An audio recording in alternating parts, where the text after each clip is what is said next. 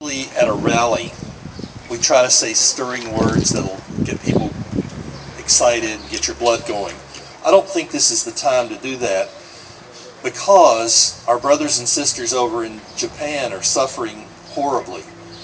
The earthquake was bad, the tsunami was horrible, but the nuclear accident was absolutely ghastly and still is being so. We don't know exactly how much harm that's going to do. We know it's going to do a lot of harm.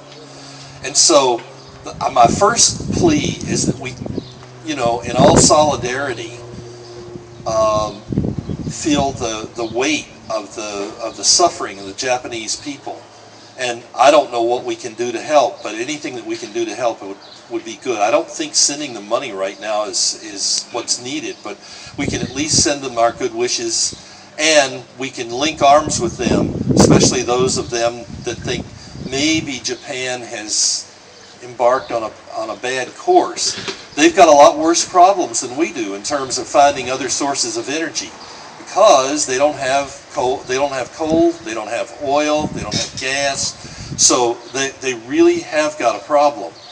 And all we can do is hope that they will work harder to develop the resources necessary to not have such a reliance on nuclear.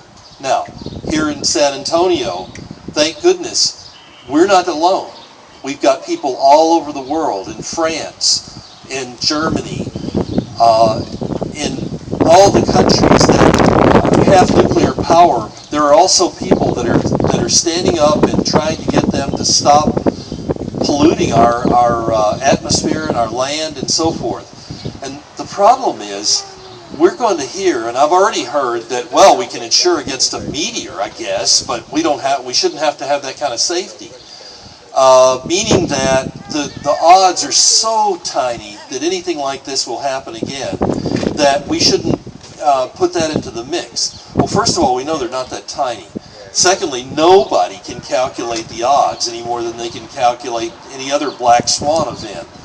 So what should we be doing?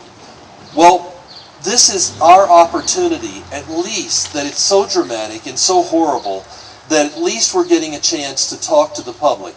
And I think what we can do is talk in a very sober way about the risk of nuclear power. Yes, catastrophes, because that's what gets everybody excited, but also the smaller Chernobyls that happen so often, and the burden of nuclear waste, which still nobody knows what to do with it. And I'm talking about the really persistent plutonium-238 that has a half-life of 24,000 years, that kind of thing. Some of the half-lives are very short, and they'll go away, but some of them won't. And this stuff is just total poison. So, and yes, we do need to be concerned about this, and we need to use this particular thing. I think everybody here is an advocate of stopping nuclear power at all, and certainly in South Texas. So I'm not going to tell you all the reasons why, but there's something for everybody in the package. It's too expensive, it's too dangerous, it's liable to be hijacked, and so forth. You know all that stuff.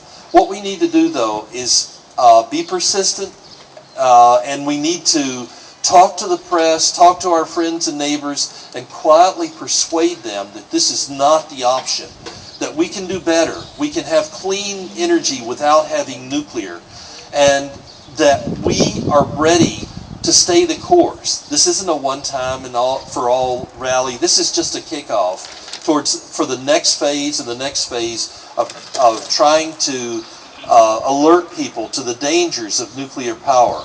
And for heaven's sakes, do we want to subsidize it with our government? I'm very disappointed in President Obama. I'm not disappointed in a lot of other things that he's done, but this is really wrong, and we need to let them know, especially those of us who are good Democrats, let them know that this is not any way for a Democratic president to act.